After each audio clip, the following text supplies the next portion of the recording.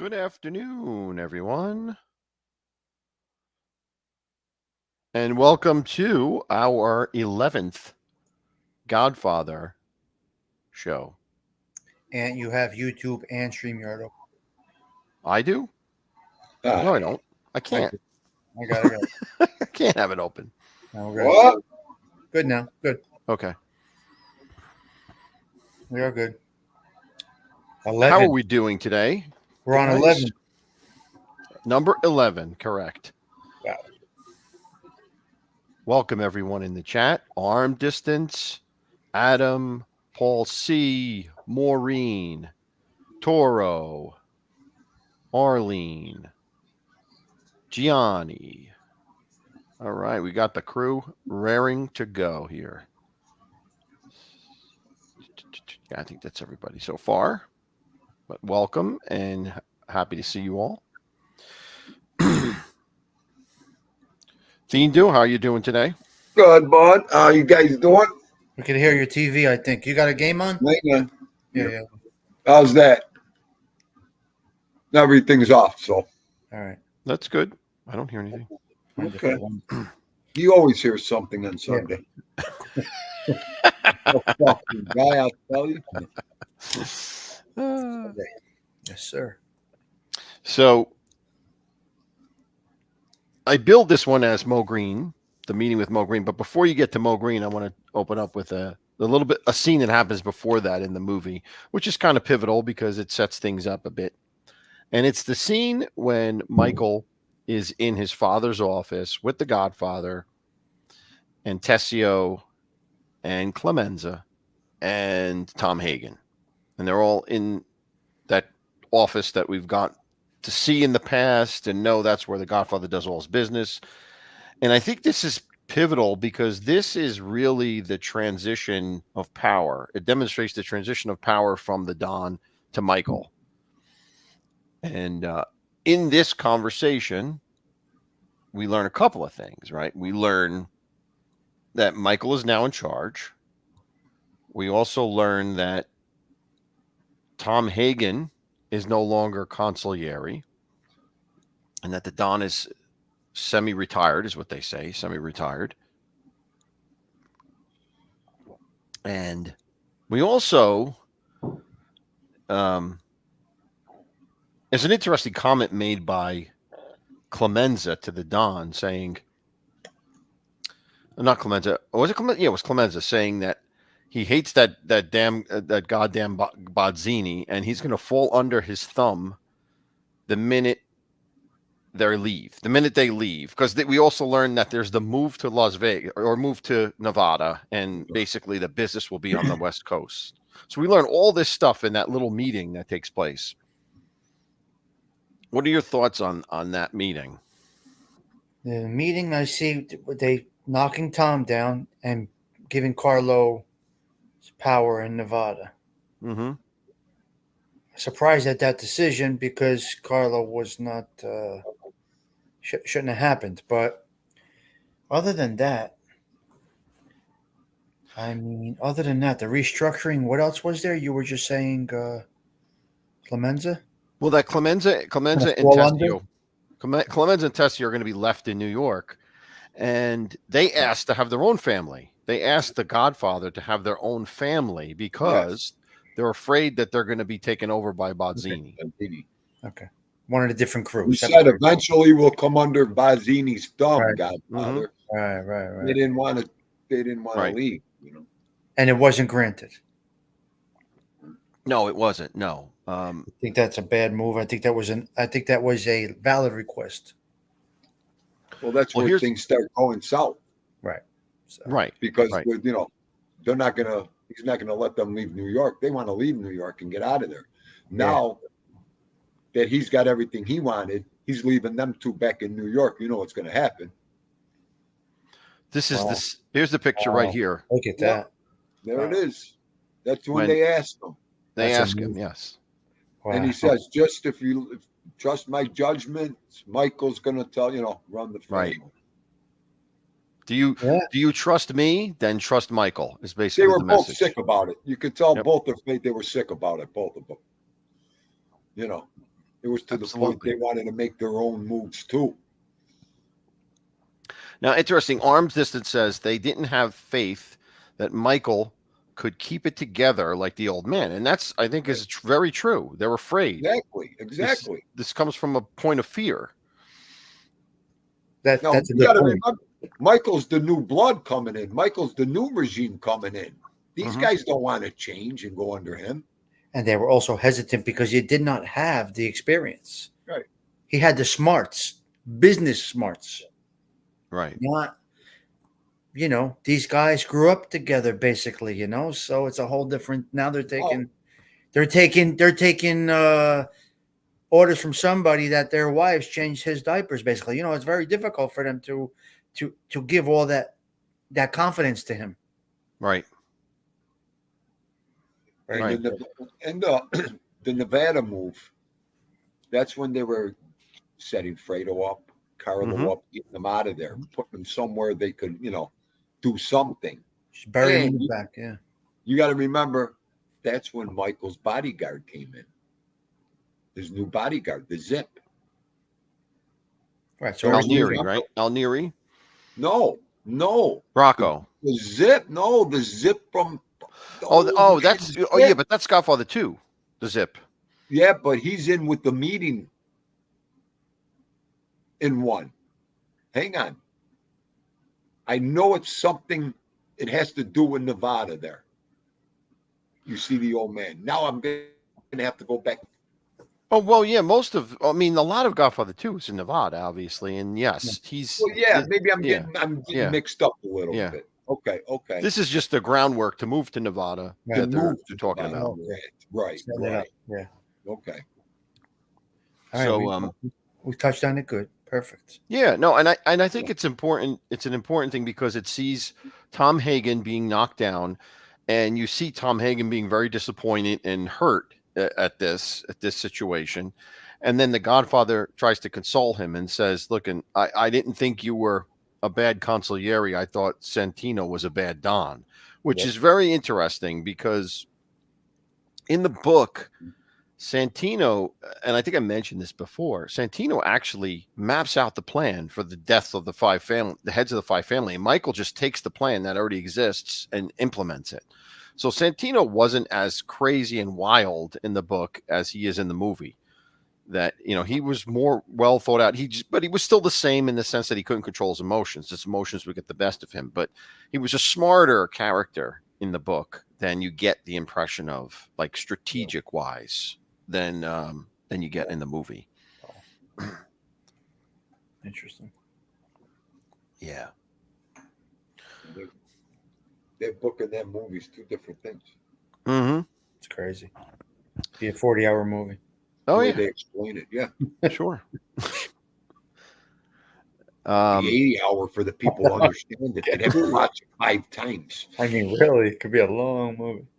Paul says, I think they did well loosely basing characters on real and a mix of real. Yeah, Paul, absolutely. It's based on, there's no character that's directly related on one real life character. What he does is take bits and pieces of different real life people and then molds them for the story to make them the type of character they want. Like there was no Godfather in real life. There was no organized crime figure that was like the Godfather. I mean, he was superhuman when you think about it. The way he acted and his morals, the way everything about him. It would be hard pressed to find an exact real person that links to him. It's impossible. Yeah. It's impossible. No vices other than his business. Come on. Right. Right. He's a perfect man other than what he did for a living. Right. If you think about it, he was everything you would want a man to be other than what he did for money. Right. Right. He's like the perfect father, the perfect grandfather, everything. The perfect husband, all that stuff. That's the cares about people in the neighborhood, takes care of people, and you know what I mean? Like it's just everything.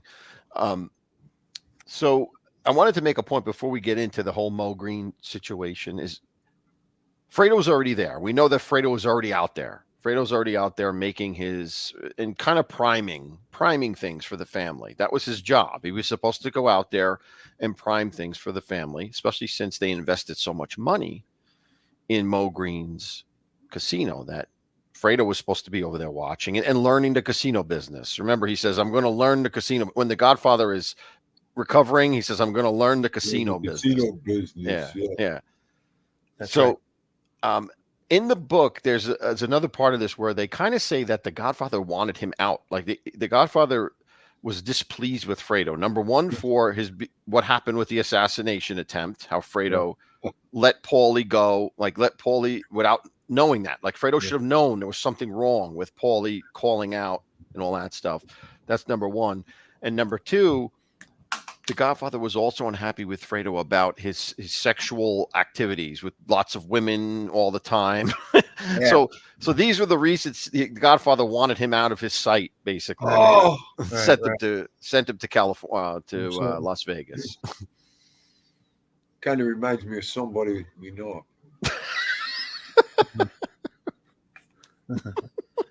No buts.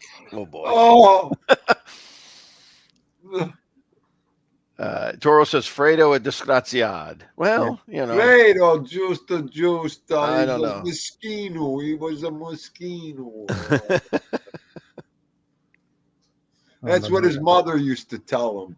He was a Moschino. The gypsies left you. That's right. Doorstep. That's right. Yeah. Mama used to tease me and say that I was. Yep. They left me at the doorstep. Yep. Wow. Big Bones, how are you, my friend? That's what we say with them. You know, that's when they spin around like that. Sometimes, you know. Right. Wow. Look at that. You seeing this? All right. Interesting. So let's go into our next scene, which is basically Michael going out to California to meet with Mo Greene. Ultimately, Vegas, right? Yes, I'm sorry, Vegas. I'm sorry, not California. So the scene opens up with Fredo meets Michael and brings him to a room. And in the room, he's got the band playing and he's got Johnny Fontaine is there. And there's all these women there also. And this is a pivotal part too, because this shows you that now Fredo expects him to come in and carouse with the women, right? That's what he wants to happen. Michael, he got these women from Michael to come in and carouse and they'll have a good time. Michael rejects it outright. He says, I'm here for business. Get rid of the girls. Now that to me is an important point because it shows you that Michael is now Michael's being his father here. He's being the Don. He's not Fredo. He's not Sonny. He's being the Don. And that's what the Don would do, right? He would not be carousing with women or anything like that. He's there for business, and that's it. So think about this 1 minute. The way he acted in that meeting. So there's a direct effect to the way he was brought up and the way he was raised. Mm-hmm. The positives are, well, the negatives are when you saw in that meeting that was just shown that they were a little hesitant because it wasn't around their life, growing up. Right. Now it shows the benefit of not being around their life, that he can handle himself the way his father did. He was not polluted with the lifestyle. Right. And that's where that reaction comes in. I'm here for this. I don't know anything about this jet set lifestyle, whatever. I'm not interested in this.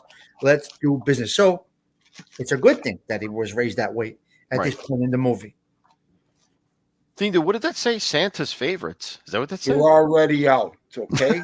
This is a Christmas thing already? She went to the store and got the Anisette, the Santa's favorites. There you go. Anisette flavor. I love these. I'll eat 10 boxes by Christmas. Now, Paul C says, this is a point I was going to get to this point, so thanks for raising it, Paul. Mo Greene was loosely based on Bugsy Siegel. Without a doubt, he was based on Bugsy Siegel. He's probably the closest character based to real life people, because Bugsy Siegel was responsible for Las Vegas being built up, which is what they say Mo Greene did here. In the book, now this is the kick. In the book, they say Mo Greene was part of Murder Incorporated. So that seals it right there. In the book, it actually says that. So that it's There a you go. direct it's a direct reference Yeah. to Bugsy Siegel. Good point, Paul. Very good. Yeah. Yep. But Excellent. here's the thing: Bugsy Siegel in real life was a lot harder and tougher than Mo Green. When like when if you don't Oh, if you yeah. just see the movie, you think Mo Green is kind of like a dandy. He's kind of like a hey, he's a business guy. He's a wise ass business, but he's not a tough guy. Like you don't think Mo Green would kill people. At Did you least see that's his my impression. bodyguards? That should give people, I mean, guys like us, the first impression watching that movie is when they storm out of that room with Mo Green, they all look like skinny, like bar guys, Yeah. Yeah. like an Irish crew. Right. Yeah. That's what I want to say because that was Mo Okay. Green. Yeah. Oh, right, That's right. Mo Yeah, Green, yeah, yeah. they look like that. All his bodyguards. When you go back to that scene when they all go out, Mm-hmm. you could tell the whole difference between the crews. Right. Yeah, I mean, in real life, Bugsy Siegel was a mean son of a bitch, Oh, yeah. and a murdering son of a. I mean, like you didn't mess with him, and but here's the other correlation. The reason Bugsy Siegel was killed, he was killed by a hit by the commission. The commission agreed to kill him because he was stealing money from the casinos. He was stealing money himself from the Yes. casinos. Well, Muggsy was part of the Purple Gang, Mhm. But right? that's why. But In that's Cleveland. who was stealing from the casinos? Mo Green. Mo Green and Bugsy Siegel in real life. Right. Yeah, Right. yeah, So yeah. that's another reason why he was so hesitant to accept that, to even consider a deal. Oh, absolutely. Because if they look at the books closely, they'll see that he's Done. stealing the money. Yeah. Yeah. And he says it. He says it. You think I'm skimming off the top? I mean, that's the most obvious thing. He says he gets it out there to try to discourage it, right? Oh, you think I'm skimming off the top? Well, you Yeah. certainly are skimming off the top. Where's the money going? Well, So how is that's it. Right. He's admitting guilt because he was not accused, and he Right. brought that up Right. prematurely. Mhm. All right. Good. Yeah. So whoever heard of a casino that doesn't make money? And that's what was going on. The casino was losing money. And so anyway, but that's really not the reason that Michael is going out there, right? Michael's going out there because he wants full control of the casino, and he wants to move the business completely out to the West Coast. He wants to be in Las Vegas. That's going to be the epicenter. He's not going to be worried about the traditional money making of the Corleone family. It's going into new endeavors. He's going to make more money by doing this. This is where the real money is. So, and the other thing is, he comes in and they want to take over Mo Green's because they bankrolled Mo Green, right? They gave him the money to build this casino. And they're also at the same time, and they don't say this in the movie, but at the same time, they're also building 3 other casinos in Las Vegas. So basically, the Corleone family would have an empire in Las Vegas. They would basically control the entire city with the amount of money they'd be bringing in. So it's key that they get a hold of that casino, get Mo Green out, make that profitable, and everything else. Wow. So let's go back to the scene itself. What happens when Mo Green comes in? What's the first thing he says? He says, "Oh, cut chips for everybody so they could play. Cut chips." Hey. On the house. Yeah, it's on the house. Like a big shot. Yeah, he's the big shot, right? And how's Fredo acting? Fredo's like a little puppy dog. He's like the little dog jumping around the big dog in the Warner Brothers cartoons, the Bugs Bunny cartoons, right? Yeah. The poop boy. Yeah. Yeah. Now, Spider. Spider. Right. He's just like Spider. Right.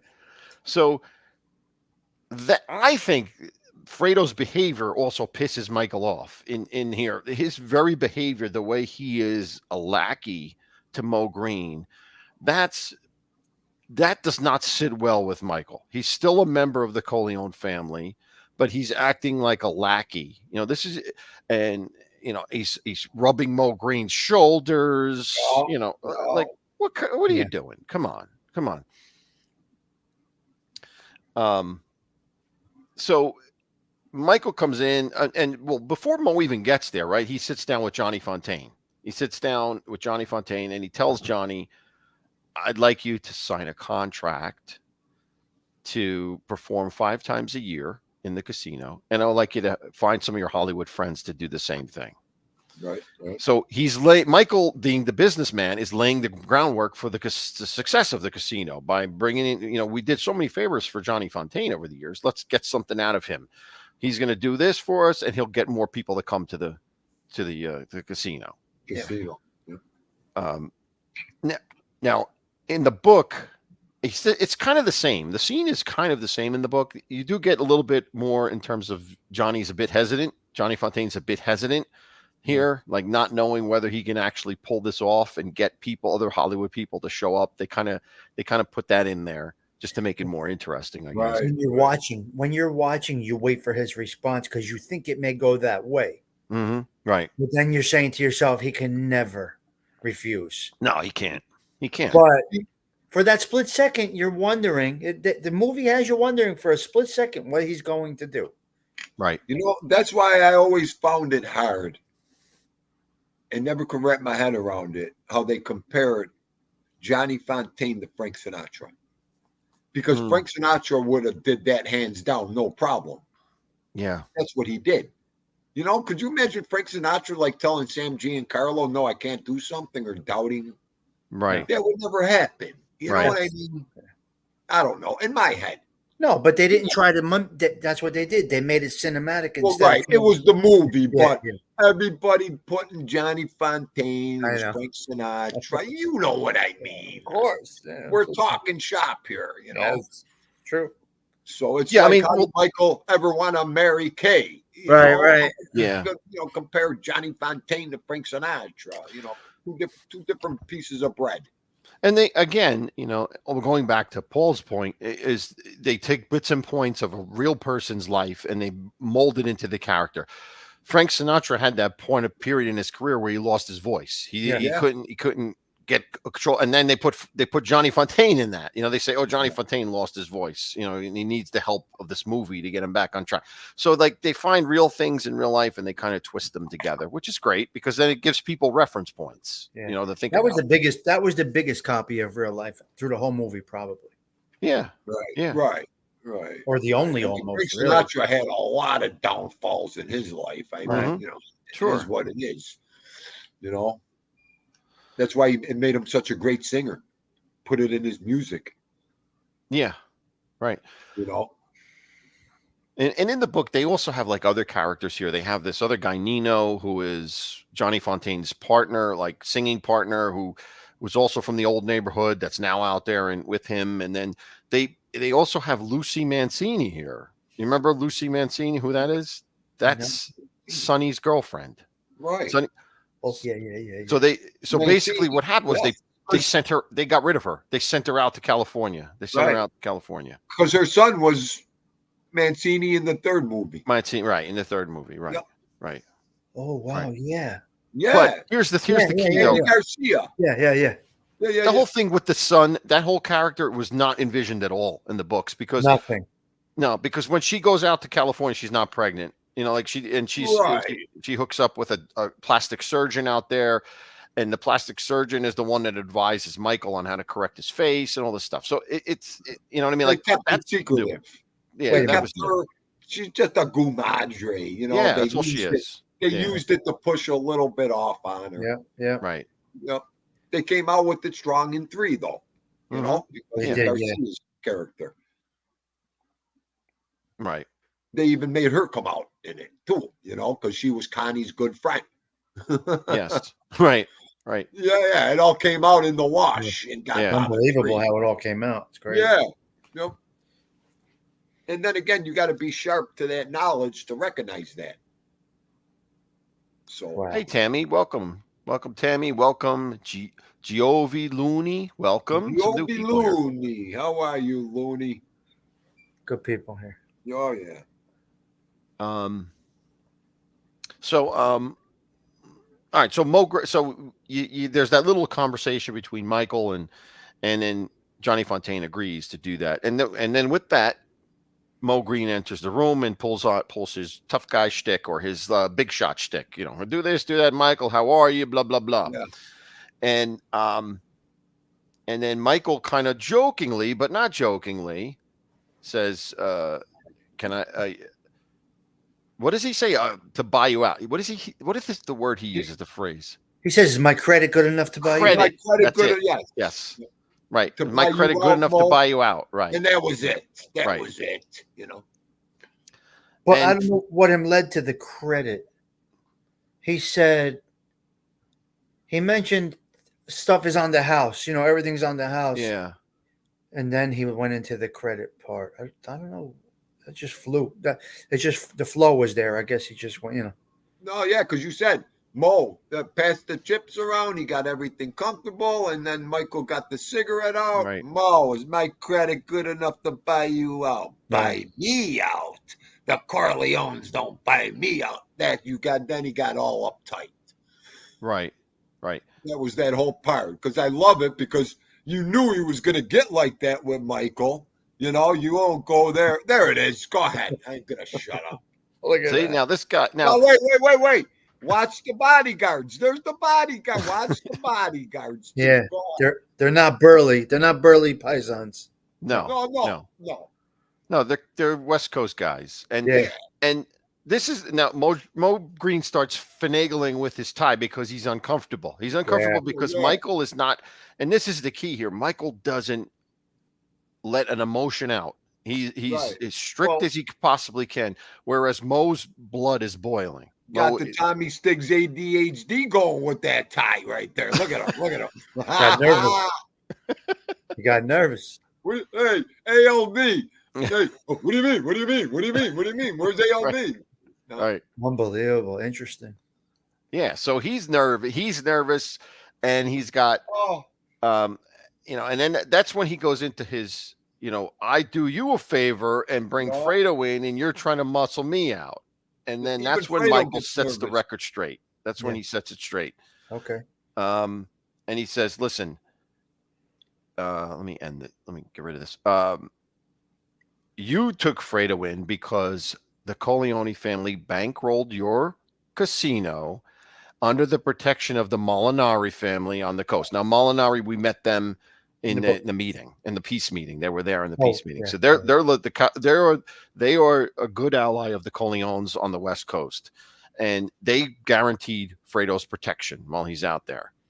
So, and that's when Mo gets really nervous because, like, he knows this is true. He knows this is true. The only reason he didn't help them at all. The Corleones helped them by giving him the money for it, and Fredo was just the tag along. Fredo was supposed to watch what's going on there, but he was successful in weak Fredo, turning weak Fredo into his little, puppet there, his little, or as Dindo said, his little spider.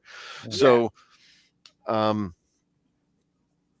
it's an interesting dynamic there between Mo and them because Mo Green knows that he had the original backing of the commission to go out there to begin with. So he has the backing, but he's hiding the fact that he's skimming money off the top. And he knows the jig is up. He knows the Corleones are going to win, but he's digging in his heels. He's digging in his heels and he's not going to move. Bad move. Yeah, no, absolutely a bad move. And the way he just disrespected him. Right. Just saying you're all done. It's over. I mean. Right. And then he says, you know who I am? I'm Mo Green. I made my bones when you were going out with cheerleaders. Okay. So he did. So in that meeting, he did not grasp the fact that Michael is now the boss, Well, you got to remember, Michael went in there. He went in there calm, collect, smooth. He no threat, no intimidation. Right. He just went in there and told them straight up, you're in trouble. Fuck you. I'm on to take over. I could bankroll everything. Get out. Yeah. So Mo Green caught that fast. You got to be kidding me. Right. Right. And what does he say about? He says Mo is actually completely disrespectful to Mike in this meeting. Yeah. Out of control and disrespectful. The Corleone family's getting driven out of New York. Oh yeah. He says they're getting driven out of New York. He says you don't have that muscle anymore. You can't muscle me out. You don't have that muscle. And he says I talked to Bodzini. I can make the deal with him and still keep my casino. So there you go. You have it going also back to Bodzini again as being the antagonist here. And the money. He's where the money was, right? And in the book, they tell you by this time, and you don't get the sense of the time period here. But Michael, when he goes out to see Mo Greene, 2 years have passed. 2 years have really passed since the peace conference.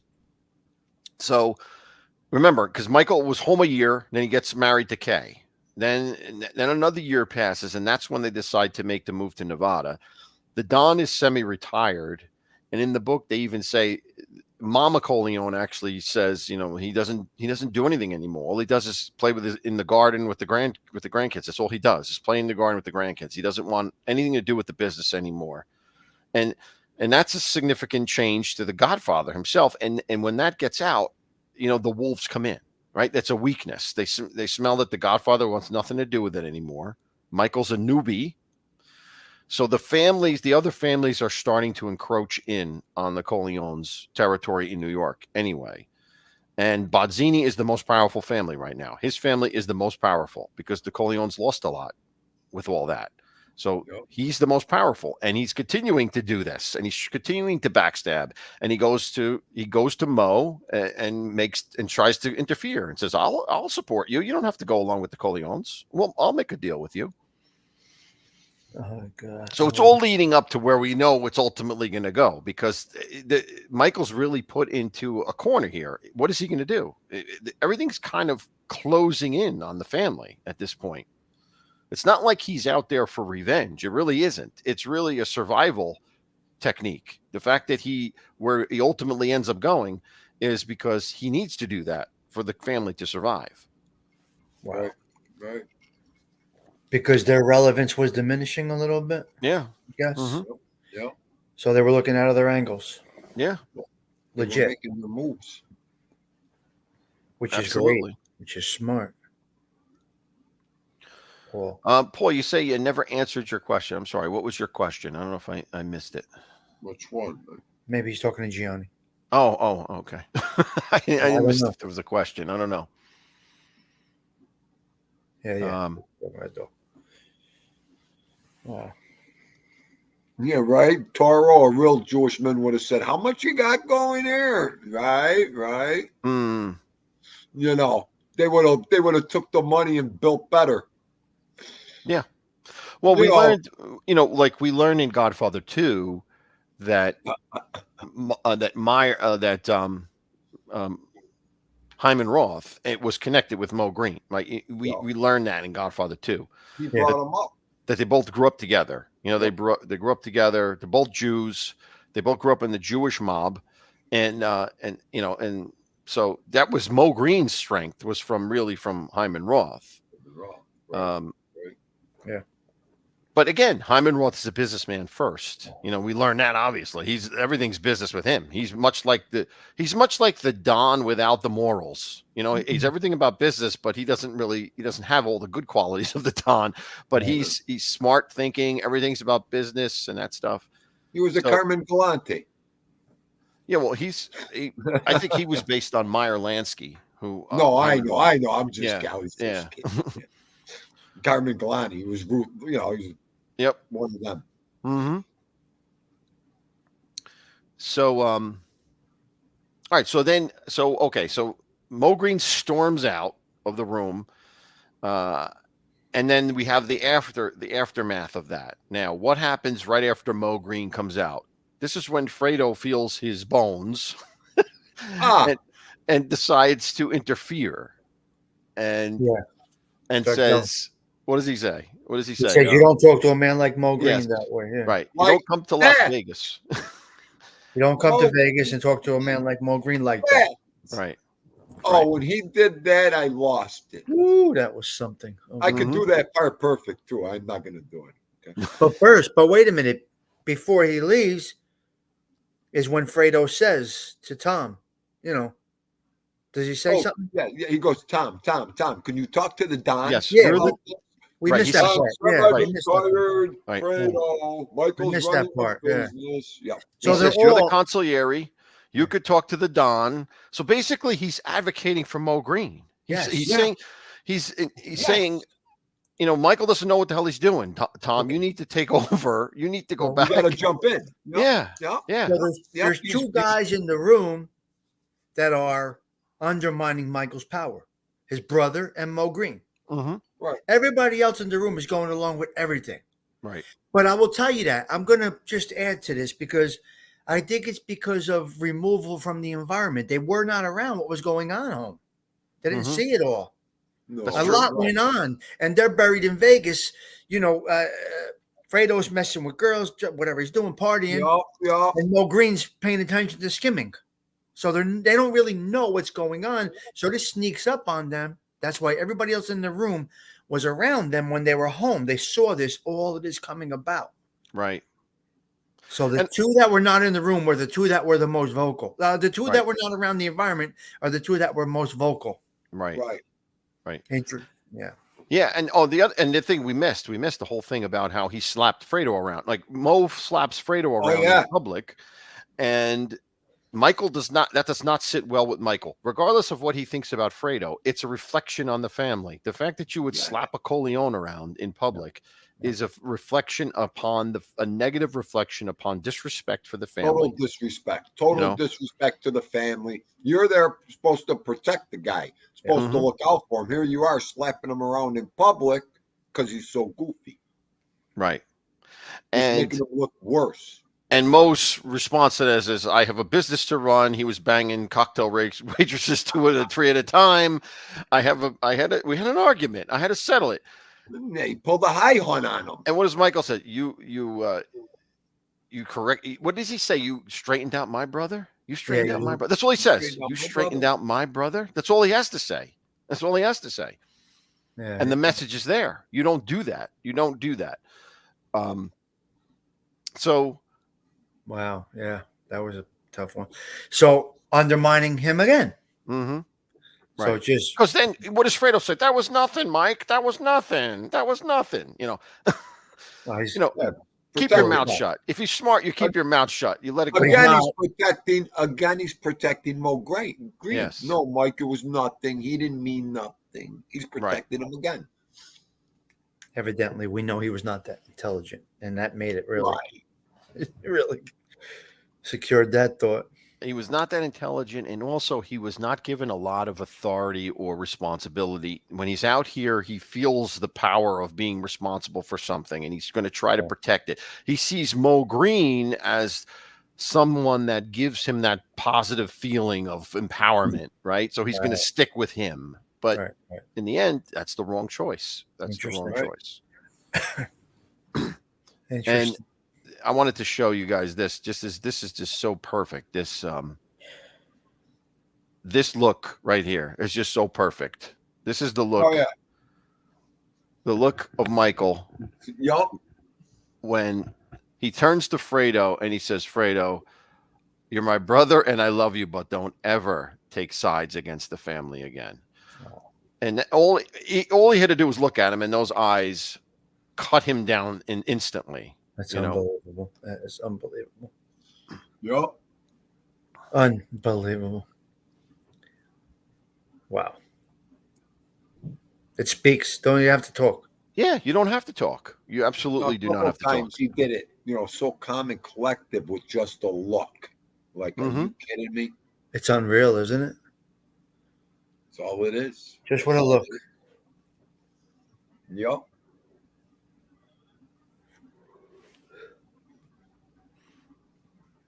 All right.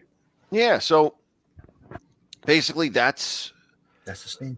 That's the scene, right? That's the scene. The next scene's great when we do that one. Wow. And then it sets things up for the future because can't wait for the next one we do. It's he's got to go back. He has to go back to New York now, and it's going to be good. The next one's good. The next scene is great. Yeah. Mm-hmm. Yeah. All right. So let me just look in the chat and see if there was any questions or comments. Right. Yeah, I gotta check this. Johnny's saying Mo Green is supposed to be Oscar Goodman. Who's that? I don't even know who that is. Oscar Goodman. I never heard of that. Oscar Goodman's the lawyer.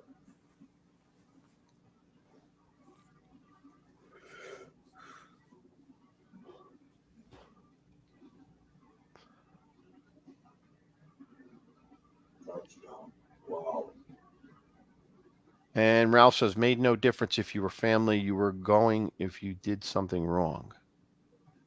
Yeah, because Lawyer eventually for Fredo, Vegas. we'll see that part eventually, but yeah. Yeah, right. Yeah. No, we Right. covered it pretty good. I think we covered it really good. So Yeah, so it's like I said, it all continues along with Michael, and it really establishes Michael in his ability to negotiate under pressure in a situation like that without losing his temper. He gets his message across. He without going, Mo Green is the one that looks the amateur. He's the one that's screaming and jumping up and down and making Yeah. threats. Michael yeah, doesn't make a yeah, yeah. threat. Michael doesn't Because make a he threat. has because he's gonna be he could be exposed eventually. He's skimming. Yep. He's got a lot of fears going on. First, he had two strikes against him in that meeting. Right. Number one was the refusal. Number two was that he that admitted that he slapped Fredo around. Yeah. Mhm. Done. He's got two big negatives: challenging Michael and smacking his brother around. Right. He Yep. sealed his fate, right? His fate was sealed with the first resistance. Then once he said that was that. Gianni, he helped more in the later days, Oscar Goodman. He became mayor and all that stuff. But he was in some hot water for a second there too, with Spilotro and everything. But Mhm. yeah, I got some good stories with Oscar, and he was a good guy. Yeah, Gianni. The only thing I would say that contradicts that is the fact that in the book they say Mo Green was part of Murder Incorporated, which was Meyer Lansky, and it was Bugsy Siegel. Like they were Murder Incorporated. So that's a direct reference to Bugsy being in Las Vegas. Right, but that's no competition or power over the over the Right. syndicate. You know what I mean? Mm-hmm. Which they view them as just a reckless bunch of guys that kill people. Well, yeah, that's what they were. I mean, like That that they was their were, that and was that's their goal. okay. Yeah, That was yeah. their job. Like they were not connected with anyone. Their only job was to kill people. That the mob wanted. They were Yeah. contracted and paid very well, They had a and job. they would do the hits. They had the They job. were professional hitmen. Yeah.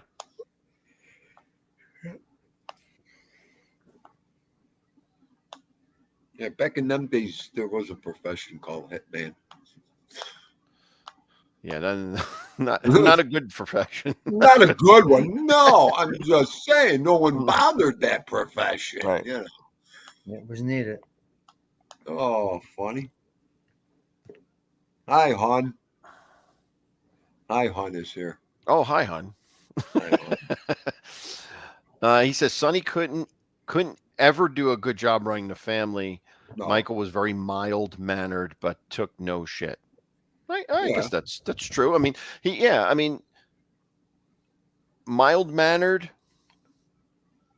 Yeah, I think reserved. I mean, he's reserved and he's controlling his emotions. He's not. Michael, Yeah, Michael. Yeah, it's a conservative way about handling the business. yeah. I don't think he was like in he was mild mannered in general. Maybe I mean it's intentional. He's intentionally mild mannered. Conservative when needed to be, Right. able when he obviously we know he was capable Right. because he acted when he had to. Right, he took out two people. He Yeah. had, so Right. Yep. that's his whole. He's hard to figure out thing because he comes in there cool, calm, collected, Right. but he shot a police chief and a boss. I mean, Right. Yeah. I mean, Yeah. so he's got to twist your brain up. You have a meeting with Michael, you don't even know which way he's thinking. Right. No, the guy's already got the reputation. You might not come out. It could be anything. And Mo Green challenges a guy like that. Forget about it. So Fredo saying you don't come to Mo Green and talk to a guy like that. When Michael's like, and Fredo, don't you see who you're talking to? The guy that's capable of having a smile on his face and putting two in your head. And So Fredo was way off. He just had he was just gone. Right. He was so aloof out of it. Slow in his head. Yeah, because if you think of it like that, if you watch that, this is an incredible scene. Because as far as analyzing Michael, this is an incredible scene. Mm-hmm. Because we see what he's capable of, and he's so calm. Right. So calm. He didn't even react to Mo Green. Yes. Just like he didn't react Well, that's how to confident the police chief. he was. He took the Confident. pinch, right? Mm-hmm. So it's already built in him. He is boss material.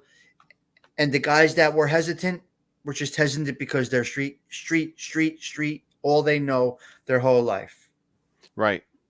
And and a good example of that, how he didn't react was, Mo throws this tantrum and is making threats and being disrespectful. And the only thing Mike says to him is, I leave for New York tomorrow. Think about a price. That's all. That's all. As if there was no contradiction to his offer. As it, just think about the price. Just think about the price. That's. Well, he was basically, he went there to dictate to Mo Green Mhm. on what he should do, and that was it. This is what Right. you're going to do, and I'm going home. If you don't like it, I'll deal with you tomorrow. And that's exactly what took place there. Because Michael was so confident with himself and everything. So he actually did Mo Green a favor. Yeah. Because in reality, if Michael was a Sonny, he would have just taken Mo Green out. There would have been no meeting. Right. He would have just eliminated him. Right? Yeah, he wants this to be clean. He wants this to be clean, and says, "Oh, we'll give him money. He'll go. He'll go away. It will be. He should bite it because he's got something to hide. He should jump at this and take the money because he's got something to hide. But he's too strong-headed. Think about this. Too stubborn. Even if greed was the motive, the way he pulled this off, you can't see the greed because now he has leverage to explain to him why he would take out Mo Green if he had to explain to anybody. Right. If he just clipped him for business, now the greed part kicks in, and that's obviously where Cosa Nostra gets lost in real life. Right. The greed. So clipping Mo Green without this meeting is greed. Right. And you just see a whole different world. Wow, how strategically placed all these scenes were in this movie. Up to this point so far, everything was strategically placed. Every scene. Giovi says, we got to remember Michael was a war hero, decorated, brave, but they still made fun of them because he doesn't have the experience of killing a friend or close and personal. Yeah, I guess so. They kind of like when he was before the hits on Sollozzo and McCluskey. Yes, they kind of teased Michael. You gotta shoot him up front. You can't shoot him a mile away. Because. And the story behind Michael's war service, was that he was actually in the Pacific, fighting islands to islands, fighting the Japanese islands to islands, and he did have hand-to-hand combat. So they don't talk about that in the movie, but he was a very experienced. The war gave him a lot of experience in ruthlessness because he had to survive. He had to survive.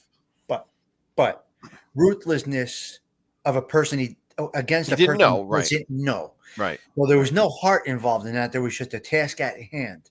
Right. We're going to get into the future scenes, obviously, where it becomes somebody that he loves. Mm-hmm.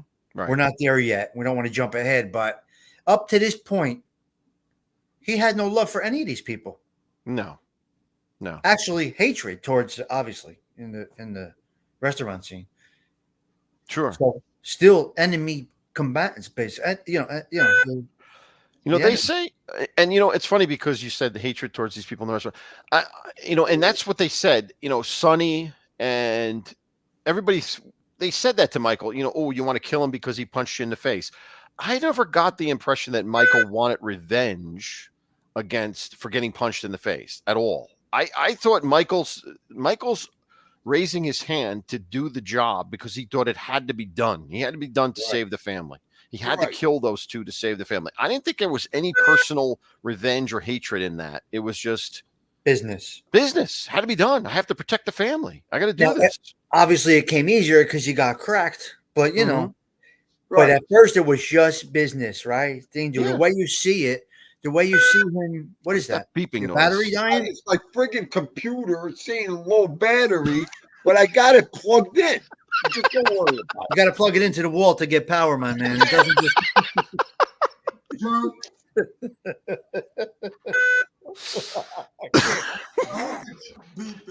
Like a heart machine. I can't. Yeah, exactly. What are we in the intensive care? It's my heart machine.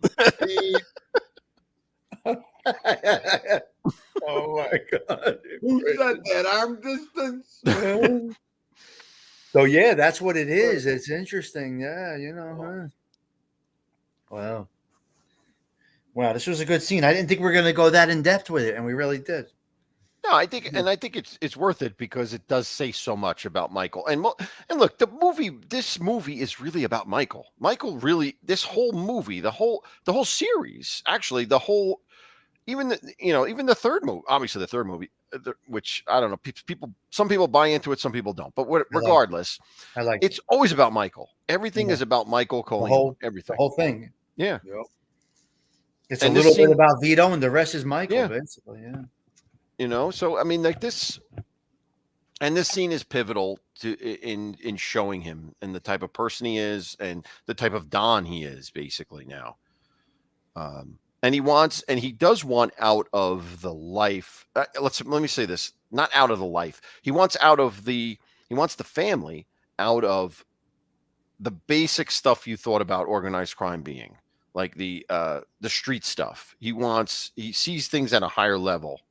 And he gets that because he went to an Ivy League school. Exactly. He's got the business mentality. He wants the family to get in. That's why owning casinos, that's how you're going to really make big money. He's thinking Right. you got to think big. You got to think big.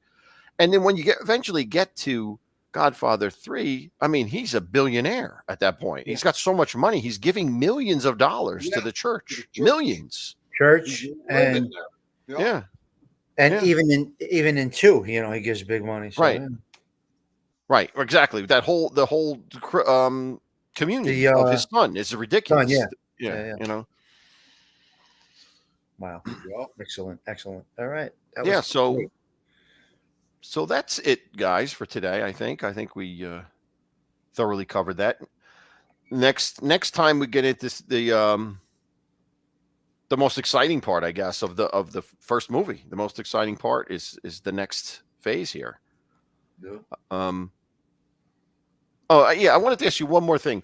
In terms of Carlo, like Carlo is in Las Vegas with them. Like, what do you think he's always kind of, the way they treated him is kind of interesting to me and always an enigma or question to me, because they move him to Las Vegas. That obviously Michael's smart enough to know that he was responsible for Sonny's death. He obviously knew that, but he brings him into the fold more. He has him in Las Vegas doing a lot of things. He's involved in the unions now. He's really putting a lot of trust into Carlo. I got you. Mm-hmm. He's putting a lot of trust in him for monetary gain for the family. Yeah. No adventures with somebody in the family. All independent. Yep. Mm-hmm. He's the face, Right. but alone. He's Right. using them. They're using them. Yeah. They Fix didn't up the give him unions, big get us things. going. Fix up this, get us going. Do this, get us going. All alone. Yep. Yeah. Used him beautifully. That's another amazing aspect of the movie and the calculation and the directing. Think about what we just said. Mm-hmm. Moving him out eventually to, what happens later, but just independent, alone. Yeah. Because the Godfather said, never give him nothing important. Give him something small. Right. Keep him busy. Right. Never give him nothing important. Right. So he felt important. He was setting up cash cows for the family. Yep. And at that point, it's all set up and they could take him out whenever they wanted to. Right. They were just Right. trying to set it up for the day when. Sure. Beautifully done. But think about the self-control that Michael has to Yes. use here. Think about it. Genius. If someone was responsible for killing your brother, would you be able to do this? Would you be able to look at this person in the eye every day, or whenever you see them, and then act like you don't know that they killed your brother? I could never do it. There's no way I could never do it. That would be a Sonny move, though. Yes, true.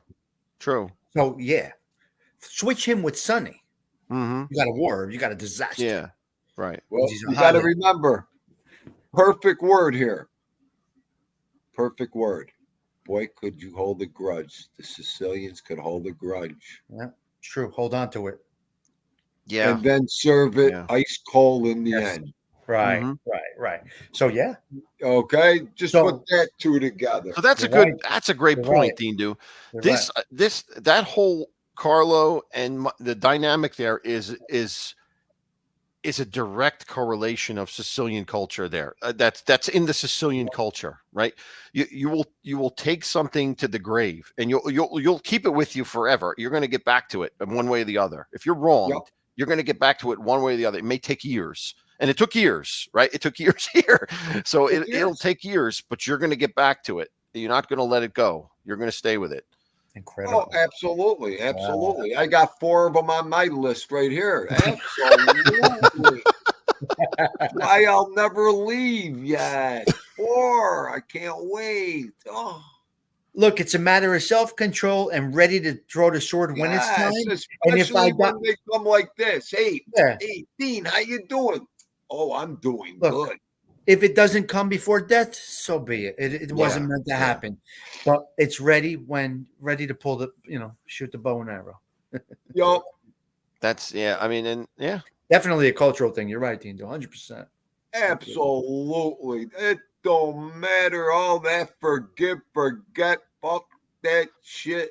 Yeah, how you yeah. I mean, doing? and you see that right, and it doesn't have to be to the extreme of murder Yeah. or death. It's No, like in every other aspect, right? It's like in if you're everything. wronged, Just yeah, you could disown that yeah, guy right, without his knowledge of anything. You could disown him. You can do whatever you want. If it's that revenge factor that okays you, you're fine with it. Okay, right. and this is why many Sicilians or people that understand the Sicilian culture understand this movie in the depth that we're speaking of it. Because I've watched this movie with 85-year-old Sicilian men and women and barely speaking English, and they are just fascinated by Mhm. how accurate it is. Now, some people in the Italian culture, they get a lot of it, the familial aspect and all of that. Right. But when you're in a Sicilian culture or have an understanding of it, what you see going on is more than just that movie. So they're seeing the beautiful cinematic production plus the cultural in the deep in the culture aspect of it. Yeah. Right? Yep. Right. It's Like I crazy. say all the time. Was he Sicilian? What's his name? Coppola, right? Who was the director? Oh, Who was the director? Oh, Coppola. Yeah, Coppola was the Yeah. director. Um, Is he you know, Sicilian? well, I the real think so. question is If he's not is Sicilian, Puzo Sicilian? Is really I'm the sorry, question. Puzo. Yeah, Puzo's Puzo. Sicilian. Yeah. I meant Puzo Puzo's because he's Sicilian. just taking off of what Puzo wrote. Coppola. Right. Coppola directed what Puzo wrote. Obviously, Yeah. was he Sicilian? Do you know Puzo? I don't know. That's a good Puzo question. was Sicilian. Yes. He was okay. And so is Yes. Coppola. Gianni's saying Okay, Gian, yeah. Hang on. Puzo. I'm curious now because if Puzo he's is also, he said. Yes. okay, That's what I so thought. wow, that's incredible. Well, they already have it in them, bred it in them. Wow, that just takes it to another level.